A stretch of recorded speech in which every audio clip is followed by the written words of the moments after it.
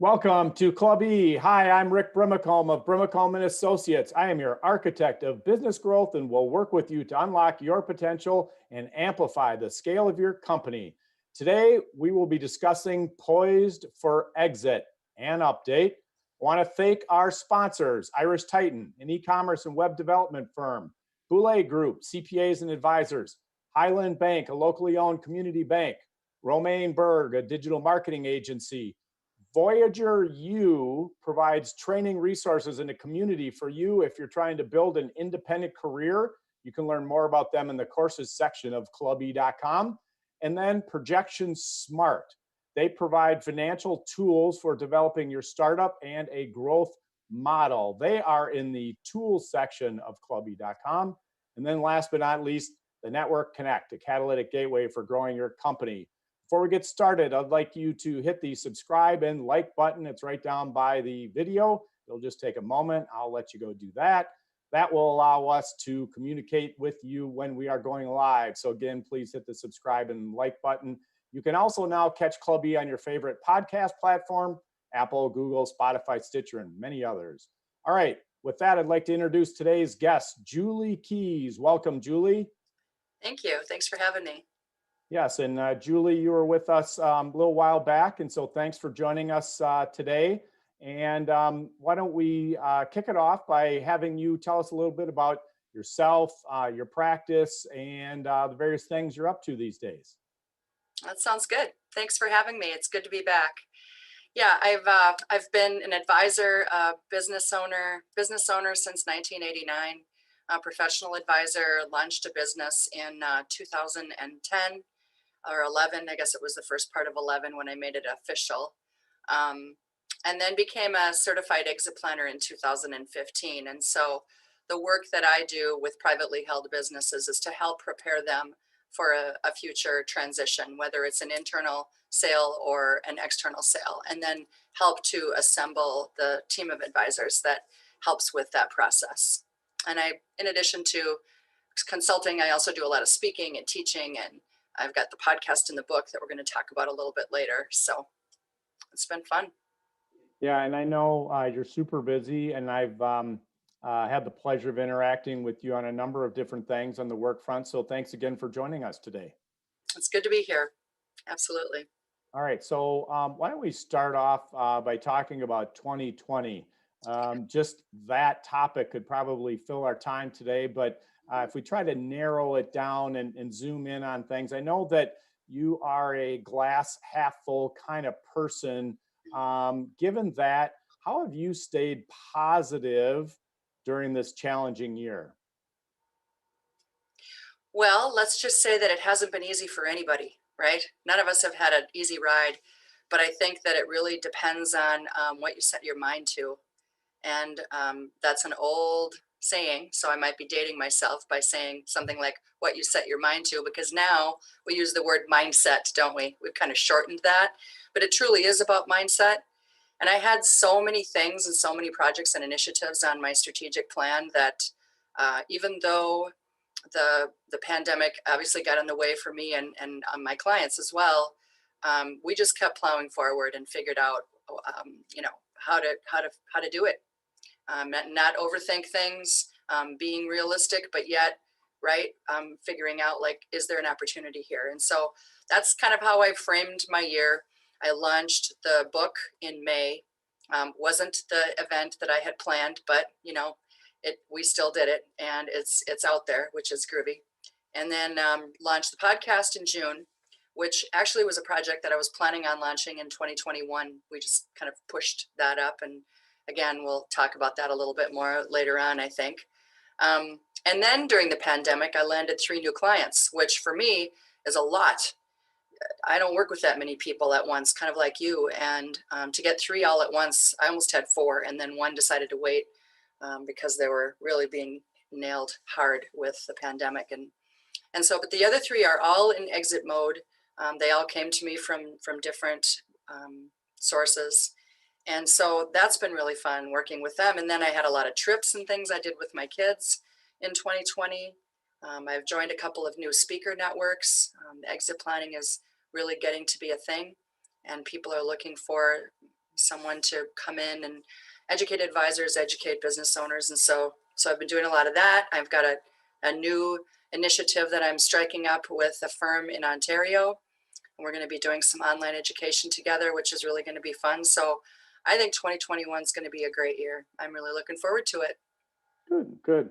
Yeah, we were talking before we turned the cameras on here about some of the various things that we both have been up to. Mentioned to you that one of my portfolio companies took in a private equity investment in May, so some good stuff happening here.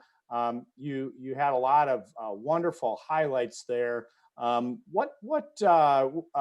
Which one do you think is the most fun, or what's energizing you most? I'd have to say, well, on a personal standpoint, from a personal note, I would say the things that I've been able to do with my kids. But from a professional standpoint, I guess I'd have to say the podcast. That's been Okay. the most fun. Good, good. Yeah. Yeah. And we'll be again talking about the podcast and the book a little later here today. Anyway, given again there are a lot of challenges in 2020, what were some of the common themes or issues that you have been seeing with the CEOs and clients that you've been working with this year? hmm Yeah, common themes have been many of them are trying to rebuild enterprise value. So they've experienced a drop in enterprise value.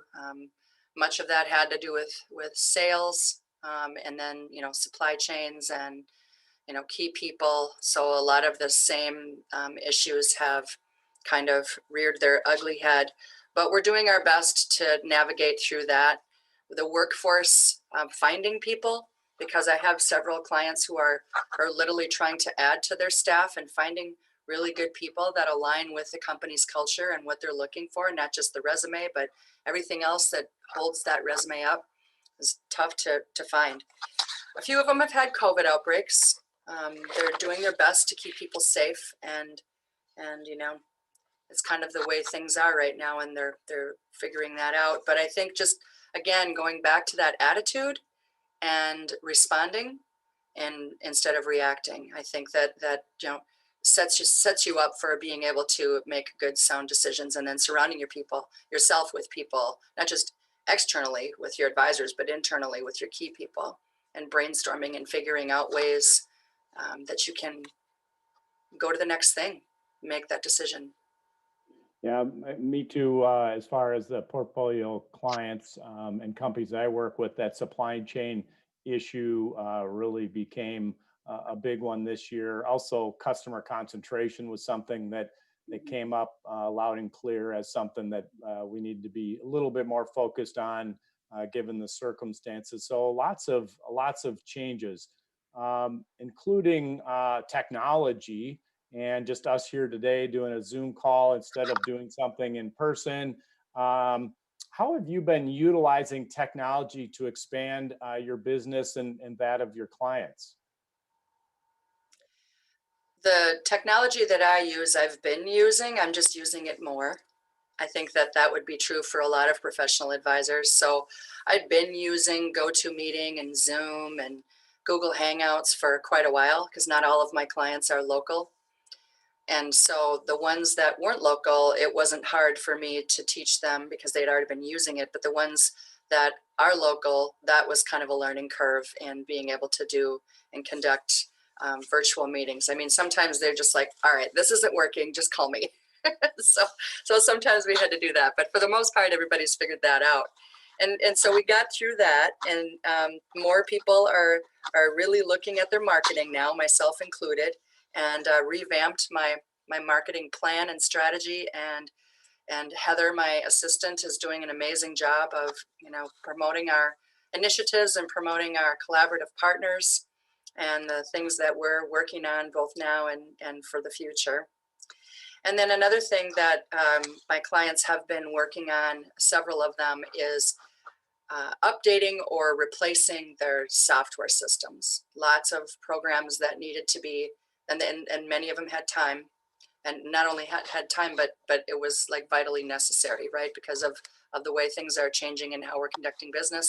it's really essential to have good technology and bringing people in that can actually help them figure it out so that they can shorten the learning curve and not waste time and money, because time is money.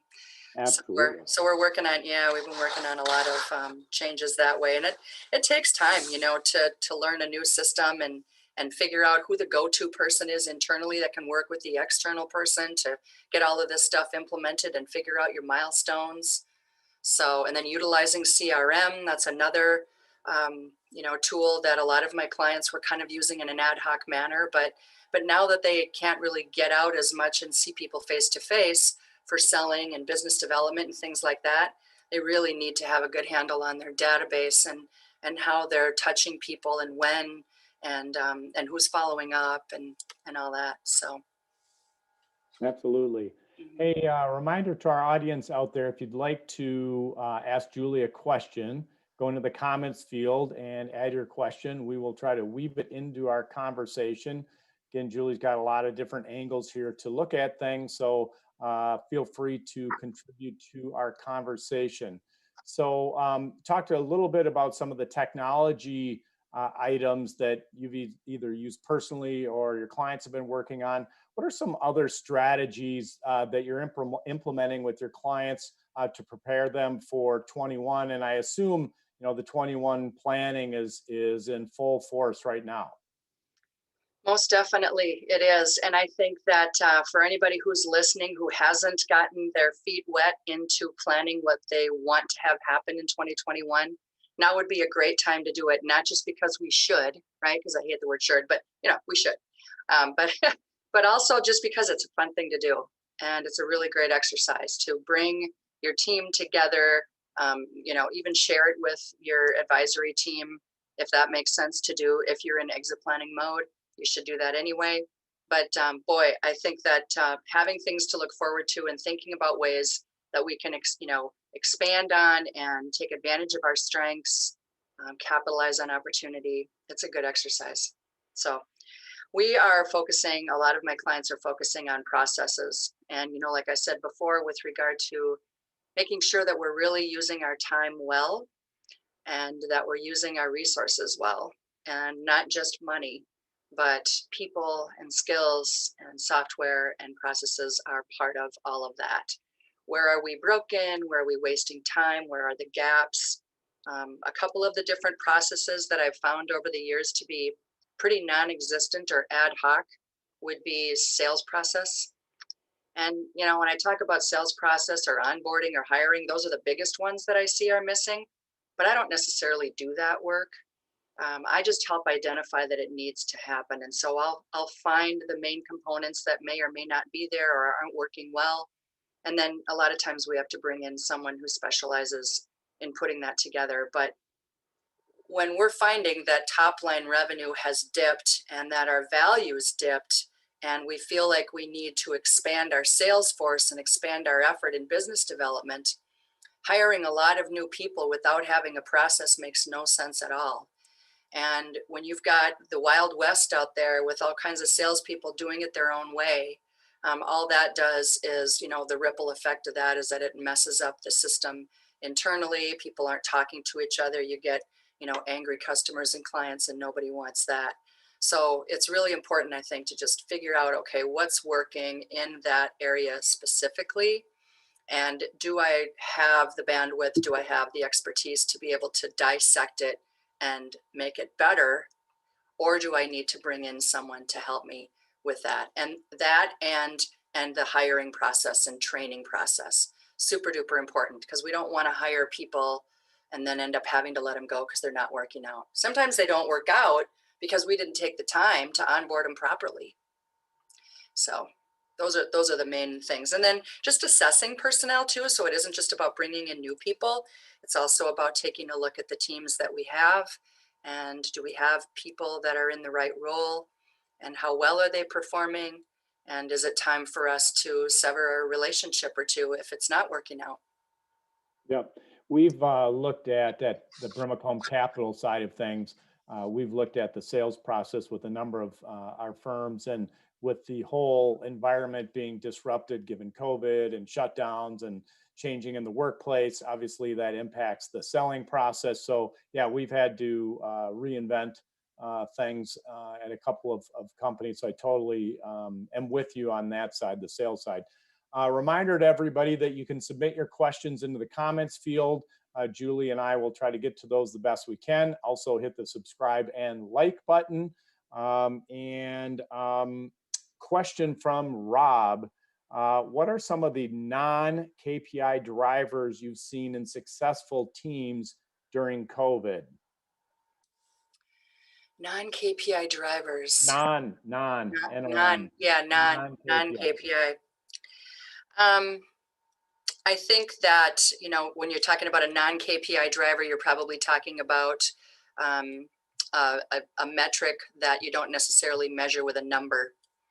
And so then, of course, then it's probably not a metric, is it? But I think that just monitoring how well people are working together. I think one of the disjointed, disadvantages, right, is that we have some people working from home and some people that aren't working from home. And so keeping those teams together, keeping the communication lines together, I think that that's been one of the most important things for several of my clients, is to get them re-engaged in meeting. I've heard from several of the key people that I've been meeting with some of my clients, especially the newer ones, that they don't feel like they're part of the team because the meetings haven't been happening, or they've been kind of ad hoc, or they have like meetings with folks internally, but then the people that are working from home are just seeing like maybe a direct supervisor, but they're not part of the whole team. And so I think as far as a non-measurable or a non-KPI, I think that that's probably the most important thing right now, is to make sure that you have good, intentional, productive agendas, and that you meet on a regular basis and give them a voice. They need to be heard. Yep, I just add a few along those same lines is on these Zoom meetings or whatever platform you're on, to make sure that you get some personal time in there. So give everybody a chance to check in, to talk about what's going on the home front. As we know, it's interesting what all is going on right now, and people need an opportunity to talk about the personal side. Also, I've seen passing the baton on who's running the meetings Yes. lead to engagement. And then the other thing that came to mind is changing the format, just so you're not always kind of grinding through the same exact format and message every single time. So those came to mind as well. So I totally agree with you, Julie, on your stuff there. All right, again, a reminder to everybody, submit your questions. We will get to those to the best of our ability. All right, next question here. Let's shift gears a little bit and talk about your book. As you mentioned, you launched it earlier this year. It's called Poised for Exit. Talk a little bit about why you wrote it, and then also, who did you write it for? Yes. So the book Poised for Exit has a subtitle, and the subtitle is A Woman Entrepreneur's Guide to Business Transition. The book itself is about the process of exit planning. The stories that I tell in the book are of clients that I've worked with. Definitely have, concealed a lot of details to prevent anyone from figuring out who they are. So we kept confidentiality there, but the story is the story, most of it. And then there's a checklist after each chapter. My publisher encouraged me to do that because he said most entrepreneurs don't like to read big books. And so we want to make sure this isn't a very big book. We want to make sure that it has a lot of content that people can actually use and take action on. And so that's what it is. I wrote it because I couldn't find anything out there like it. The books that I found on the process of exit planning, I thought were way too big, too much information, dull, intimidating. Okay, because exit planning can be, and I think that's why a lot of owners wait to get the process started, sometimes wait too long. So I wanted it to be a book that, with an underlying message that exit planning is not DIY. You really do need to have good, strong advisors to help you get through the process. But there are some things that as a business owner, you can do right now to help yourself along in that process, so that when you're starting to assemble your advisors, your attorney, your more than one attorney, usually you've got your business attorney and your estate planner, your financial advisor, your accounting firm. Those are the basics, right? Your banker, your insurance agent. They make up the foundation of the exit planning team, in addition to someone like me who does the business consulting side to get the business ready. But the book will help the business owners to get some of the groundwork laid, answer some of the questions themselves that these advisors are going to ask them anyway, so that when they go in, they're a little bit more prepared for those meetings to get the team together and to get the process going. In other words, it's going to save them a lot of time and money if they really do what I advise them to do in the book. Great, great. Questions come up to me a lot through the Brimacombe Capital side is valuations, how they were impacted with COVID, any kind of financial results and hiccup, how do you measure those?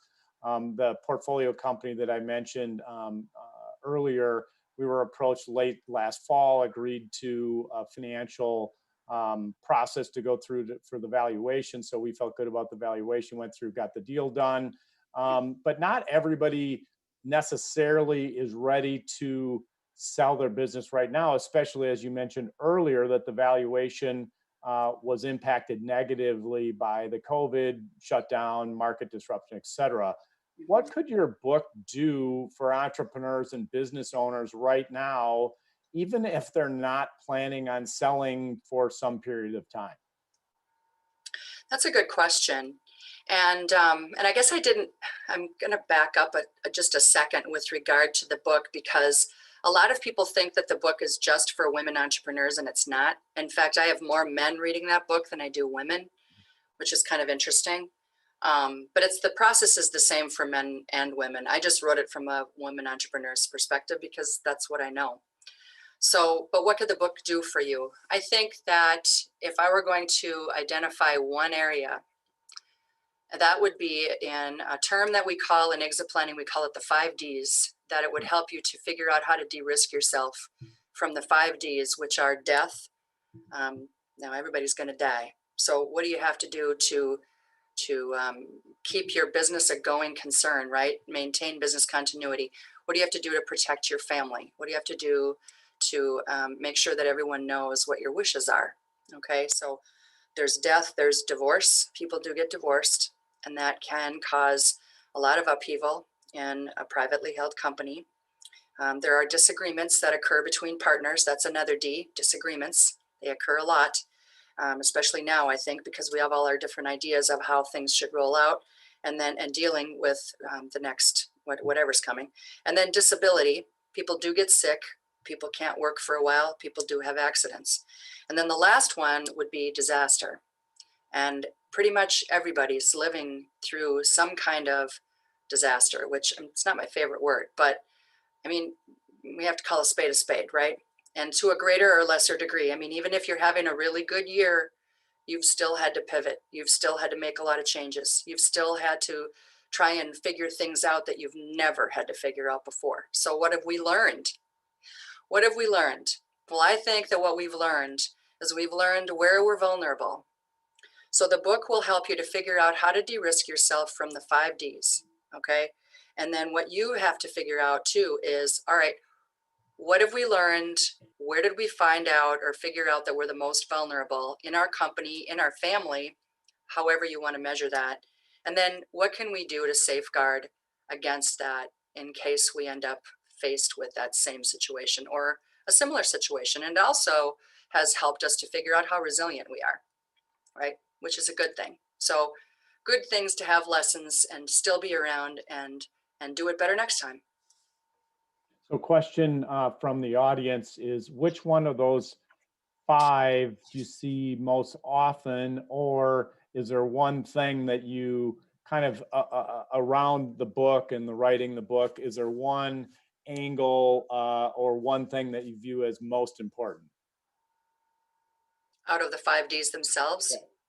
Well, I think that it probably, stands to reason that we focus on disaster right now because we're all still kind of in it. Some companies are in it way deeper than others. and some aren't going to come out of that. And so, do I see more one than the other? Aside from the pandemic, before that occurred, I'd have to say that disagreement was the one that I saw the most often. Okay. Because yeah, partners many times. I mean, it's tough, right? It's harder, I think, because I've been through it. I've had partners. I think it's harder than marriage. so so you're Well, I mean, you really have to be really set things up really well. If you're a new company, or if you're thinking on taking on or acquiring a company and making an owner a part owner of the new entity, and then you got partners, set it up right away. yep, yep. I totally agree with you. Having done a number of different partnerships, yeah, those are Yeah, not easy to try to hold together. yeah, yeah. All right, so let's shift gears, go to the podcast. Hmm. You've got a podcast also called Poised for Exit. Yeah, First of all, thanks for having me as a guest this last summer. That was fun. it was. Yeah, and you're coming back later this month, aren't you? Yeah, yes, I Yeah, am. yeah. Yes, I am. Super. And then, secondly, just remind everybody where they can find it. Absolutely. So the Poised for Exit show, the episodes themselves are all available for download on the Poised for Exit website. So it's poisedforexit.com. You can get the book there. You can get the podcast episodes there. We're on all of the platforms, just like your show, Rick, on Spotify and Apple Podcasts, iHeartRadio, Amazon, all of them. Okay, great. Yeah. And then tell our audience, because I think there's, as you and I have talked a lot about offline, a lot of overlap with your audience and mine. Tell our listeners about some of the other guests that you feature on the podcast, and the topics you cover, and the audience you're serving. Absolutely. So the show itself was what I had in mind was I wanted to take the content of the book and cover exit planning topics, but also to expand on that and cover topics that are relevant to what business owners need to know and hear right now. And so our listeners are made up of professional advisors and business owners. And I've been a business owner my whole life, so I kind of know what it is that they really need to hear, want to hear. And we want to make it as short as we can. So we try to keep the show under 30 minutes, kind of like the length of a commute, if you will.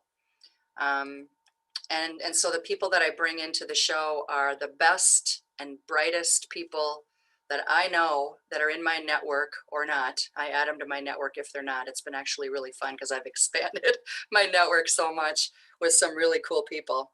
But they're the best and brightest in what they do. So if they're advisors, they're coming in from a legal perspective, financial planning, accounting, valuation, insurance. I've also had past and present clients, business owners who've come on the show to talk about not just what they do, but how entrepreneurism has been for them, whether they're planning for their exit or not. Some are, some aren't. Not everybody is in the throes of exit planning, but they're thinking about how they can safeguard themselves, and they're also thinking about how to prepare for an opportunity. When we were talking about the 5Ds a little while ago, those are also for you to be able to just buoy your company and make it stronger, right? And so that if opportunity knocks, you're not going to miss out because you're not ready. You were talking a little bit earlier about customer concentration. I think that's one of the ways that we can safeguard our businesses and make them more viable and able to grow and valuable, is to diversify our customer and client base. So the show is about all of that, and people telling their stories, lots of stories. I think we learn well from stories. And you could use the word case study, but I think that's kind of clinical. I'd rather just use story. And so that's what we do. And I like to focus, like you do with your show, I like to focus my effort on my guest, and it's really all about them, whatever it is that they're promoting, whatever the story is that they want to tell. And I truly believe that the content that they deliver is helpful to whoever the listeners are. And it's been working. So we launched in June, and we are going to hit our 10,000 downloads by the end of the year for sure. And Oh, that's months ahead of schedule. So that's been great too. nice. Good for you. Good for you. Thanks. Congratulations. Thank you. So curious about, so you've been talking to these folks on the podcast. You have a number of clients that you are currently engaged with, as well as a number in the past. As you kind of look across all those different business people and what was going on, given the pandemic and shutdowns, if you had to guess as far as how many people went to trying to take offensive position on what was going on versus just playing defense. I know I wrote a couple of pieces back in March and April about trying to lever what was happening for the better. How often did you see people, again, trying to say play offense versus play defense? Boy, good question, Rick. Truth be told, I would have to say that those first 60 days, hardly anybody.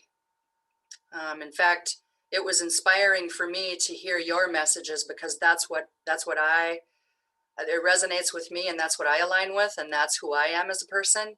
But not very many people were actually looking at the situation as a possible opportunity. Most were really recoiling and hiding and not sure what to do next, which was really scary for me personally, just to see people that I thought were going to be able to get some wheels under them and plow ahead, right?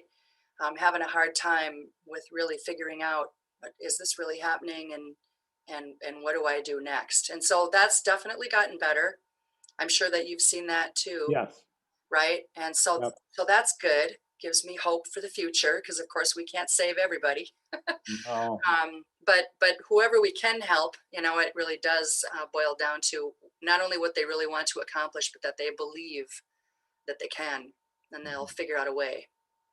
So have you seen by now, have you seen most people shift mindsets to be more trying to play offense versus defense? Yes, Okay, good, yes, good, absolutely. Yeah, good. I'm it's a glad. good thing.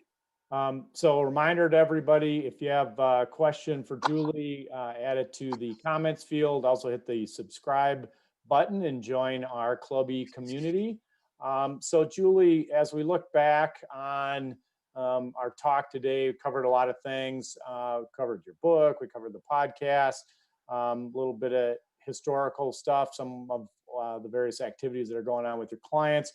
If there was a key takeaway that you wanted our audience to go home with today, what would that be? Could be something we haven't gotten to yet, could be something that you'd like to reiterate, but what would be the main takeaway you'd like everybody to remember? Well, I think I've already talked about people going to Poised for Exit and downloading some episodes, listening to the show. I'd love to have people do that. The more listeners, the better. And it isn't just about me, it's about the content that we're delivering. I think that that's a huge benefit to anybody who listens. And I think that that's why we're growing so fast. So, aside from that, I think that it would be a good idea for anybody who's listening right now. If you haven't done this already, before the end of the year, go home and do a SWOT analysis. And if you have if you haven't updated your strategic plan in a long time, that's a really good place to start. And so one of the things that I've done with my clients, which is kind of taking it a little further, that might be a good idea for you, is to have your team go home at night and do one, and on the company, and they could do one on themselves as well, right? You could do one on yourself. You can also do one on your company, and you can either focus on internal strengths, weaknesses, opportunities, and threats, or external, or you could combine them. A lot of different ways that you can run a SWOT. But have everybody do one, and then bring everybody together for a team meeting, and then build your company SWOT from the work that your team has done. I think it's an easier way to be able to cut to the chase and get a really good SWOT put together, so you can set your objectives for the year, versus putting everybody in a room and saying, okay, let's brainstorm. It's not everybody thinks that way. And some people really just want to have a little bit of time to really chew on things and think about things, so they can have, some really good meat they can bring in and contribute. So that would be my takeaway. All right. And then question that we ask every now and again, and we talked a little bit about kind of our various careers and the different things we've done before we went live here today. Curious to see what you would say on this question about kind of important lessons that you learned along the way. Was there one specific lesson that you wish you would have learned earlier in your career? Yes. And pretty much anytime I'm asked this question, I answer it the same way, and that would be to have good advisors. Advisors that have expertise that you need, advisors that are willing to, um, that really want to support you as a client. And I know that sounds really like, really? Why would she even say that? Well, because not all advisors are really for you. They're not client centric. So we want client centric advisors. We want advisors that will work together because not one has all the answers. And I didn't have good advisory. It took a long time for me to assemble a really good team. And I know how valuable that is, especially now. So don't be stingy on worrying about calling your advisors or acquiring relationships with new ones if the ones you have aren't working out because you need them. All righty. Well, again, thank you for coming back here today.